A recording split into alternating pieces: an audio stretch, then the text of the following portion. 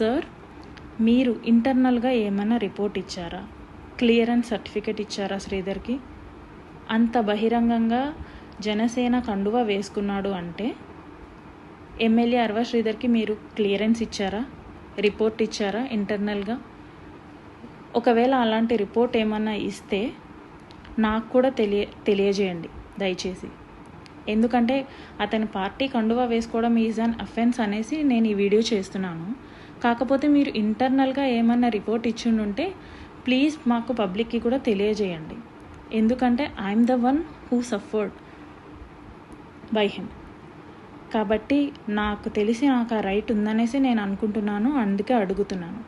లేదు, మీరు ఎటువంటి రిపోర్ట్ ఇవ్వకుండానే తను మీ కండువా వేసుకున్నాడు, మీ పార్టీ కండువా వేసుకున్నాడంటే పవన్ కళ్యాణ్ గారు, ఐఎమ్ క్లియరింగ్ యూ దట్ ఇప్పటిదాకా శ్రీధర్ దృష్టిలో నాకు మాత్రమే లెక్కలేదనుకున్నాను. ఇక నుంచి నేను అనుకోవాల్సి వస్తుంది శ్రీధర్ దృష్టిలో పవన్ కళ్యాణ్ అనే వ్యక్తికి కూడా లెక్క లేదు అనేసి. శ్రీధర్ పవన్ కళ్యాణ్ని కూడా వ్యతిరేకిస్తున్నాడు అనేసి.